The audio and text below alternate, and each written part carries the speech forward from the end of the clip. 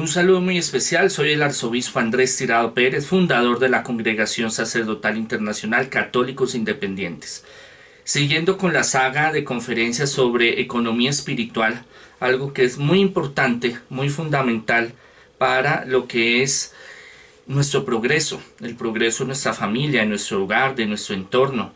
Muchas veces nos cuestionamos por qué hay personas que tienen más progreso, más prosperidad que nosotros. Para esto debemos de profundizar en los misterios, en lo que yo llamo teología cuántica, realmente la espiritualidad profunda de Jesucristo y de los apóstoles y de las primeras comunidades cristianas.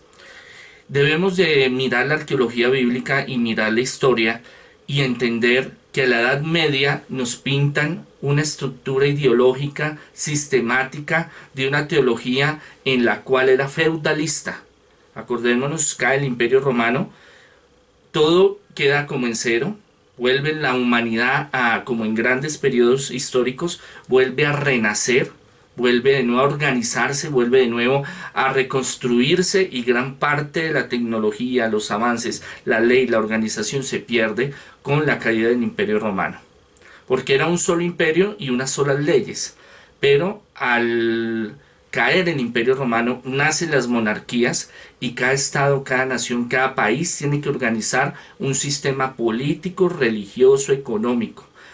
En la alta esfera está el feudalismo, está los reyes, los condes, la monarquía y después vienen los sacerdotes, los clérigos, pues vienen los comerciantes y por último el nivel más bajo que está los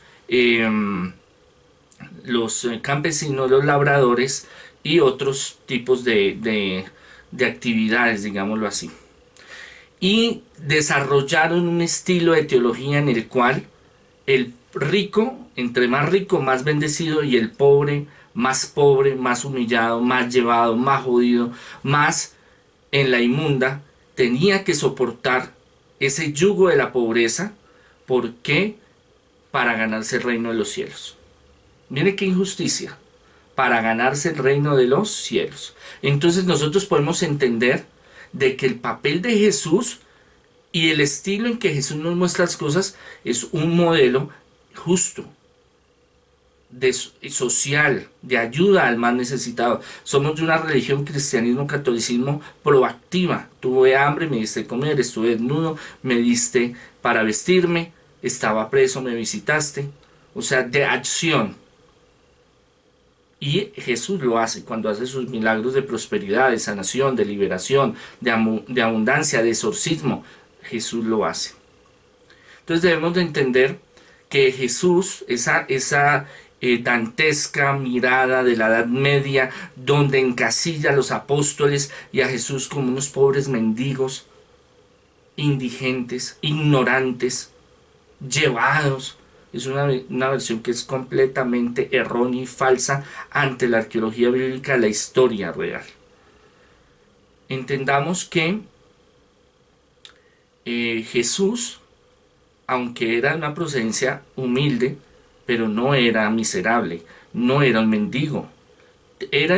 Habían más de 8 clasificaciones sociales. Era el único, es que el pueblo judío tiene unas particularidades muy específicas de este pueblo. Tenía 8 clases sociales. Entre las medianas y hacia abajo está Jesús, tempo, dice en griego, o sea, que se dedica a varios oficios, no solo la carpintería, también a la minería, también a los arreglos, a la agricultura, o sea, era un compendio de muchas cosas.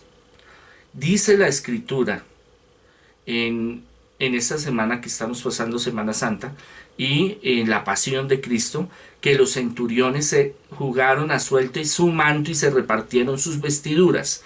¿Qué quiere decir eso? Que si él fuera un mendigo arrasaproso, en la miseria absoluta, no tendría por qué hacerse en sus ropas, y menos jugarse a suerte su túnica para no tener que partirla. ¿Qué quiere decir eso? Que Jesús no era tampoco el más pobre ni el más rico. Y los apóstoles, les voy a explicar para que entendamos, el pueblo judío es el único pueblo, según Flavio Josefo, y la historia, que tiene una forma muy diferente de hacer todo, totalmente diferente a lo que nosotros entendemos. Para entender a Jesús y a los apóstoles usted tiene que especializarse y estudiar a los judíos, que son jodidos, pero son judíos. Era el único pueblo en ese tiempo y hay registros en diferentes partes, no solo cristianos católicos. Estamos hablando del pueblo judío, donde obligación de su ley, en ese libro, la Torá, los 5 primeros escritos del Antiguo Testamento que usted tiene en su casa, su Biblia, hablan de ley, de moral, de ética, de economía, de espiritualidad, de salvación. Bueno, hablan un poco de cosas importantísimas, que fue el legado más importante de Moisés a través de tantos años de purga, de limpieza, de sacrificio, de momentos difíciles y de guerras que tocó afrontar el pueblo judío. Está resumido ahí. Porque para ellos no es como los pueblos paganos o los pueblos de otros continentes, donde por un lado el derecho, por un lado la economía, por un lado lo religioso. No, todo está junto.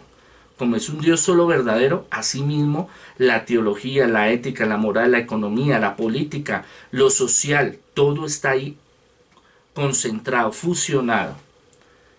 Y era una ley de que los niños desde los 6 a los 12, 13 años tuvieran que ir obligatoriamente a la sinagoga.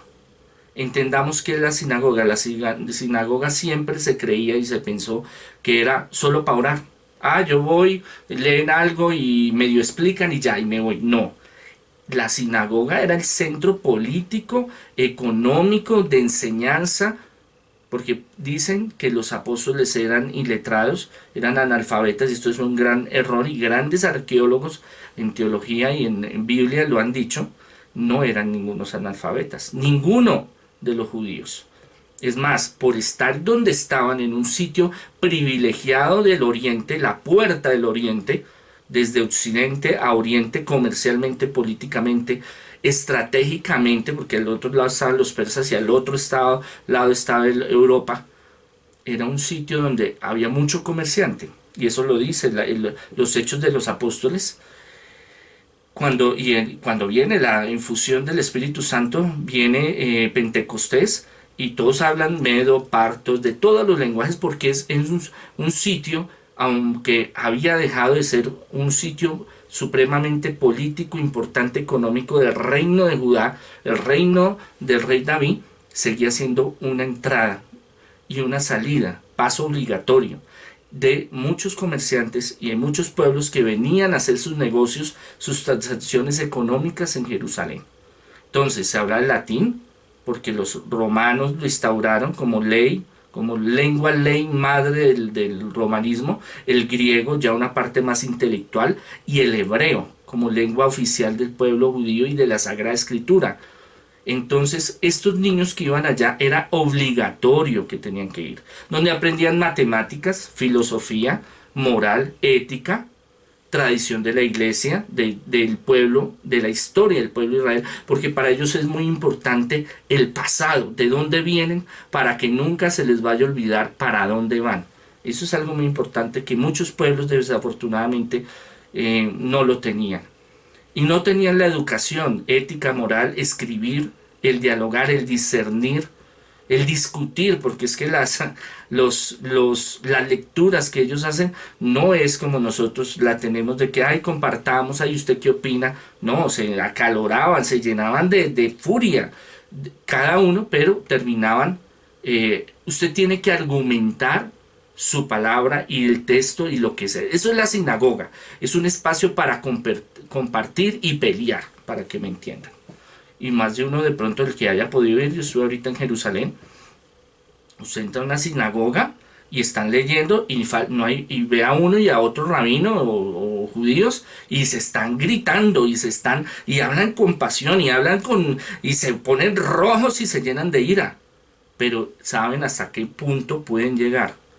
Y es interesante, y uno los escucha, es que están peleando porque uno de occidental, no, se agarraron, se están tratando mal. No, mentiras, es que esa es su política, esa es su forma de actuar. El niño que no pudiera ir, la comunidad, porque es que eso es lo fantástico de los judíos, que ellos son muy unidos. organizaban un dinero, para que me entiendan así, una dote, una donación a ese niño que tenía que ir a trabajar, digamos, de los estratos más pobres, ir a trabajar en las cosechas o trabajar con sus padres, pero ellos preferían hacer un ahorro comunitario y decir, bueno, no va, porque necesitamos que aprenda la ley, necesitamos que aprenda porque ya es un pueblo que ha sufrido mucho y sabe que necesita tener un horizonte y unas leyes claras, concisas, directas. Por eso es que todos los judíos, la mayoría desde ese tiempo y desde antes de Jesús, era obligatorio su infancia, y si querías proseguir, seguía como escuela. Es de las escuelas comunitarias más antiguas y más importantes que ha habido. Por eso el pueblo judío tiene una forma muy diferente de actuar, de organizarse. Y eso es lo que Jesús aprende y lo que sus discípulos aprenden. Y cuando Jesús habla de muchas cosas en la Sagrada Biblia, en el Nuevo Testamento, la mayoría no son de él, porque él es inteligente. Él no va a ser anatema, él no va a ir en contra de lo que está escrito. Lo va a reformar, que es diferente, desde una óptica muy diferente totalmente. Pero se remite a la Sagrada Escritura. Usted ve cómo los apóstoles, los que escribieron los evangelios y los discípulos que lo terminaron, y Jesús nombra muchos contextos, citas de la Torá. Y hay muchos conocimientos, y la forma de predicar de él es judía. Ese es el método en que él fue desarrollándose. Entonces no digamos que los apóstoles son ignorantes. Esa es una gran ignorancia de muchos sacerdotes, obispos, teólogos, que creen que ellos eran unos vaciados, llevados, que Jesús escogió a personas que no eran eh, eh, para el ministerio de él, digámoslo así. No quiere decir de que él fuera clasista, no quiere decir, porque ese es el gran avance que él hace, la transformación que le quiere dar al judaísmo, porque están los de arriba y están los de abajo. Entonces él quiere transformar esa injusticia. Pero el grupo de los apóstoles eran personas que tenían unas fortalezas en muchas áreas, también muchas debilidades, pero aparte de sus conocimientos, duraron 3 años con Jesús formándose noche y día, desayuno, almuerzo y comida, dormían juntos. Entonces, qué preparación más grande y más importante. Por eso los ministros de Dios debemos de tener una formación constante, continua, y todo el que sea espiritual, todos los días debemos de aprender algo para crecer, y en eso está el progreso, la prosperidad, no solo económica, sino en todas las áreas de nuestro ser. Pablo, Andrés, Juan, Santiago, todos los apóstoles tenían su historia. Cuando Jesús empieza su ministerio, que coge a Simón Pedro y a Andrés, a Simón y a todos los demás, ellos sí tenían, nosotros tenemos que discriminar dos conceptos en los cuales Jesús actúa de una forma muy diferente, porque es que nosotros creemos que pobre es humilde, y nos llevamos unas sorpresas, porque hay pobres que no son humildes, son soberbios, y hay ricos que son humildes o son soberbios. Entonces la humildad no es una cuestión económica, política, social, intelectual, porque yo conozco PhD que son muy humildes y otros que son muy soberbios, como gente que no sabe leer y es muy soberbia, y no es analfabeta, pero hay gente que no sabe leer tampoco, pero es muy humilde. Entonces hay una cuestión de que hay que entender que el concepto de pescador no quiere decir que sea pobre, ni que sea llevado, arrastrado en la miseria absoluta, no. Simón Andrés tenían sus barcos. Cuando yo estuve en Jerusalén, encontraron en el 2000 una barca original del tiempo, de hace 2000 y punta de años, que muy posiblemente Jesús se subió en esa barca en el mar de Galilea. Es un mar precioso, que no es mar, es un lago de agua dulce, aclaro. Y los pescadores fueron muy inteligentes y cogieron y hicieron réplicas. Eso duró varios años en la restauración y esto, pero hicieron réplicas del mismo tamaño, de la misma arquitectura, para que lo entendamos así, las mismas dimensiones. Y usted se sube, le dan un paseito, eso sí cobran un billetico, y le dan una vuelta por todo, muy lindo, y ponen musiquita y vienen gaviotas, y bueno, en fin. Es una barca grande que caben 30, 40 personas. La más pequeña 15, 20. Ahora, tener en ese tiempo y tener ahora en el presente una barca así, es porque usted tiene recursos. No es que sea el más rico, pero tampoco el más vaciado, el más pobre ni indigente.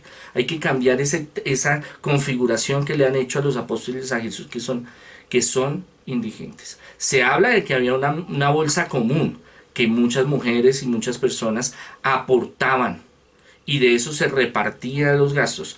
Y adivine quién era el que la manejaba a veces, Judas Iscariote. Iscariote no es el apellido de Judas, es un término peyorativo de traicionero, de falso, de sicario, de revoltoso, de rebelde. Por eso Iscariote.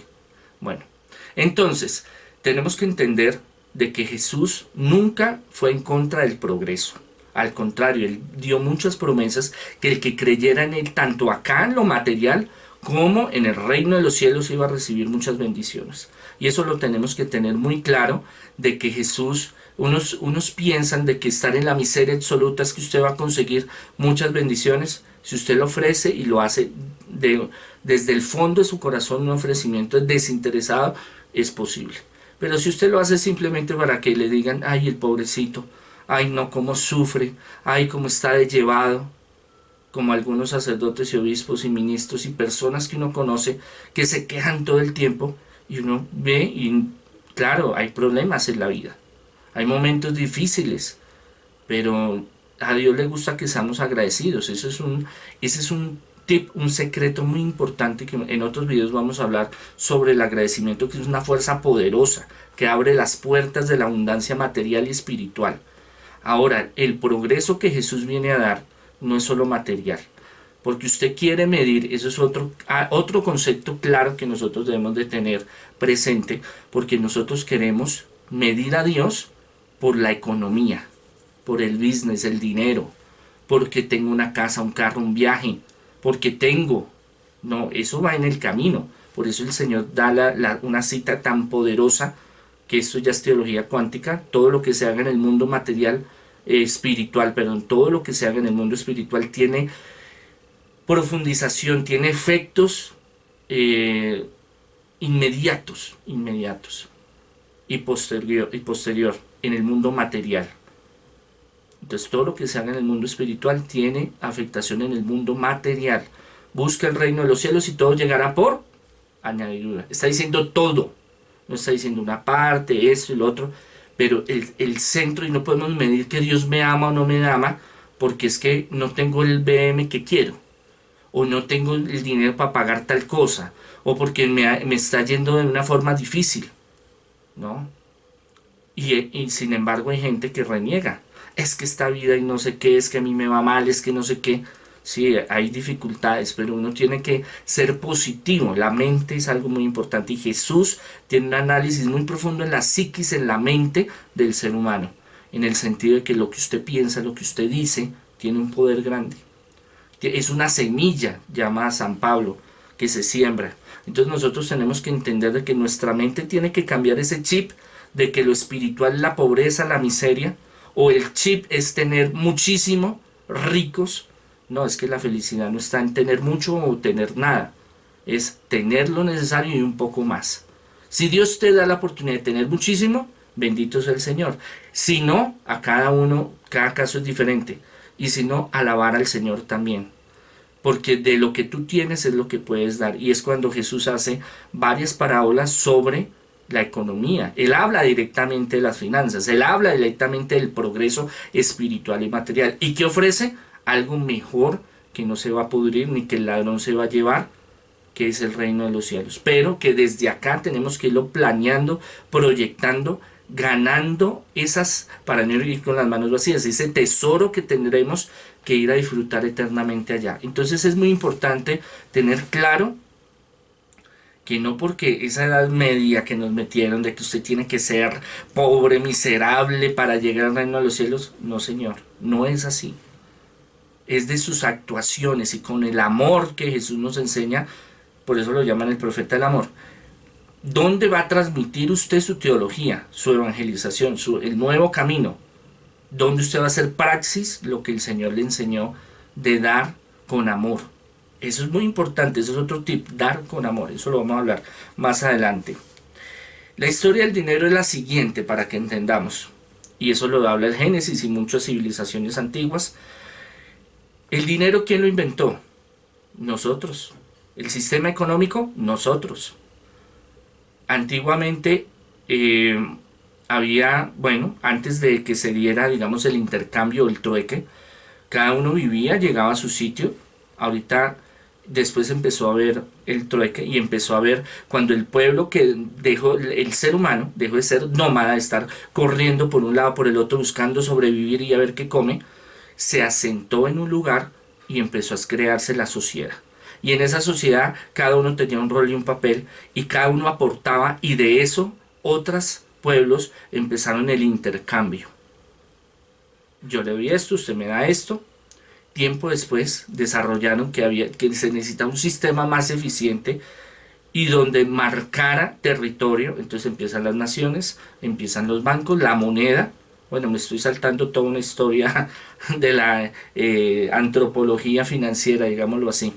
Pero el hecho es que el ser humano es el que hace esas diferencias. Antes de eso, entonces ya empieza a tener valor un objeto inanimado que nosotros lo llamamos oro, que lo llamamos monedas, billetes, ahora tarjetas de crédito, bitcoins, bueno, lo que usted quiera llamarle. Antes usted llegaba, tomaba el río, cazaba, ahí tenía su comida, su chocita la armaba y ahí dormía, pero el ser humano se llenó de mucha ambición y de querer acaparar, de querer absorber, y en esa absorción empezó a ver la justicia.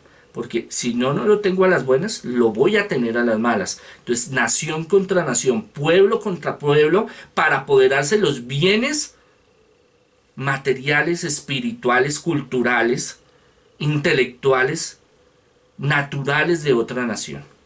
Y eso lo vemos actualmente, es que la cosa no ha cambiado. Nosotros pensamos que es que ya el ser humano, con las tecnologías que tenemos, antiguamente también tenían muchas tecnologías y muchas se han perdido, pero hoy tenemos una tecnología muy eficiente, excelente, pero creemos que con eso el ser humano, en su interior, en su mente, en su psiquis, en su espiritualidad, ha mejorado, pero no es lo mismo. El ser humano, su rabia, su soberbia, el querer ser más de los demás, el querer tener más que los otros, y empezó así la injusticia.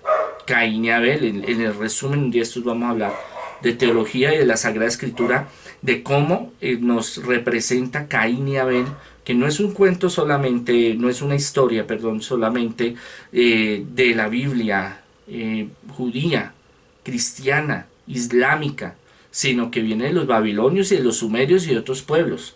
Entonces nosotros debemos de entender de que la injusticia humana ha estado. Siempre hay uno que quiere hacerle daño al otro. Y ese es el problema. Nosotros, hay mucha gente buena, el 95% de la gente buena en el mundo. Pero la gente mala es organizada. El maligno los junta para hacer tretas para los hijos de Dios. Por eso Jesús dice, he aquí que yo los mando como corderos en medio de lobos. Y llegará el día que la cizaña tendrá que separarse del trigo.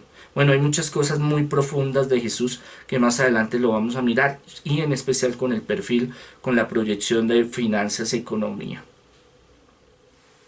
Cuando a Jesús políticamente buscan un Mesías guerrillero, que esto ya lo he hablado en varios videos, audios, que lo saque la pobreza, que mate a los judíos, a los romanos, que les traiga el poder, lo prueban primero porque lo quieren coger, quieren tener pruebas de que está yendo contra el César. Y le saca la famosa moneda donde le dice, maestro, ¿qué hacemos? Los romanos nos tienen jodidos, nos quitan pagamos impuestos terribles, nos quitan las tierras, nos quitan las mujeres, nos esclavizan, porque si usted no tenía cómo pagar, lo mandaban de esclavo. Y eso era terrible. Lo vendían, no importa. Los papás vendían a los hijos. No, eso era, mejor dicho, tremendo. Y lo ponen a prueba para saber qué hacen. Porque necesitaban una bomba que se detonara en ese momento para que la gente se uniera masivamente y hubiera un levantamiento, una guerra civil. Y esa monedita era con lo que iban a empezar esa guerra. Pero claro, muchas veces Jesús les leía el pensamiento, él tenía el poder de leer la mente, dice la Sagrada Escritura, y era muy inteligente, y le salió al paso. Darle al César lo que es del César y a Dios lo que es de Dios. Porque él no se iba a meter en ese jueguito de que lo pusieran para hacer una guerra civil y se mataran todos, porque él sabía que contra el pueblo romano no iba a haber. Y eso se dio en el año 170 con Bar Barkó, un líder de los judíos, estilo mesiánico, como guerrillero, como rey David. Luchó, ganó una parte, una batalla, pero la guerra la perdió porque después vinieron los romanos y acabaron con todos y los crucificaron y le hicieron vejámenes. Entonces le preguntan después a Jesús otra profecía, y los romanos, no se preocupe, dice el hombre, dice Jesús, ellos se irán. Y así fue. Pero ellos querían un motivo, un llorente, un florero de llorente, como hablamos acá en Colombia, que detone una guerra, un propósito. Necesitamos la chispa para que prenda la mecha. Cuando dice eso, hace una separación material y espiritual muy importante. De lo material y lo espiritual, que está diciendo que las dos son importantes. Darle al César lo que es del César, al Estado, a la República, a la economía, al sistema donde te estás moviendo, donde estás siendo parte, lo que tiene que ser, así sea injusto, y injusto porque nosotros mismos a veces lo permitimos, y a Dios lo que es de Dios. O sea, eso es una frase cuántica que junta lo material y lo espiritual, este mundo y el que viene, el reino de los cielos y acá, donde nos está diciendo de que Dios quiere que tú estés bien económicamente, pero que no midamos el amor de Dios. Si me quiere, no me quiere, me maldijo, o, no, o ya me sacó de tajo, de paso, porque a él fulano le ayuda y a Milano no le ayuda y a mí tampoco. Entonces tenemos que entender que estamos en las buenas y en las malas con el Señor, y ese es un tip, estar muy agradecidos con el Señor. Entonces, es algo que nosotros debemos de entender claro. Primero, que los apóstoles y Jesús no eran unos mendigos, miserables, pobres, llevados. Todos eran estudiados, preparados, tenían carreras, oficios, eran intelectuales. Obviamente, había de todo lo que usted quiera que seguían a Jesús, pero los apóstoles, esa visión de que ellos eran lo peor, es que eran unos pescadorcitos, no. Tenemos que ver las cosas con contexto histórico, que se llama hermenéutica y exégesis de los textos antiguos y de las pruebas arqueológicas. Segundo, que Dios tiene un propósito en nuestra vida material y espiritual. Él no lo separa, Él no hace lo que hace la Edad Media con esos errores que hicieron teológicos de separar las finanzas. Por eso los problemas de las bulas papales y de las indulgencias que se tenían que comprar. Entonces yo voy y mato a fulano, entonces es un documento público porque el obispo es señor, rey, autoridad jurídica, donde yo le hago un decreto, una bula, una carta episcopal, donde usted va a matar a fulano. Bueno, aquí tiene su perdón, tanto espiritual como legal. Entonces usted andaba con el papel y no lo detenían, no lo fregaban, porque usted ya pagó a la iglesia, que era estatal, era la fusión del Estado y de la monarquía, y de la iglesia era uno solo. Digamos, se cae el Imperio Romano, el emperador cae, pero el emperador absorbe, la iglesia absorbe el modelo político y económico de la iglesia. Y entonces crean al Papa, donde es emperador y máximo jerarca de la Iglesia Católica, Apostólica y Romana, y eso trae muchos problemas hasta el día de hoy. Pero bueno, eso es historia. Lo importante es que nosotros entendamos en nuestra vida práctica de que Dios quiere bendecirnos, pero tenemos que cambiar y sacar, resetear de nuestro inconsciente, de nuestra programación, muchos conceptos que nosotros tenemos de lo espiritual y de lo material. Espero que Dios los bendiga, espero que este video les motive a que crean en que Dios tiene un propósito en todo, que para Dios no hay nada imposible, que Dios nos quiere ver bien en todos los sentidos. Él dice, yo vengo a traer vida y vida en abundancia. El Señor los bendiga.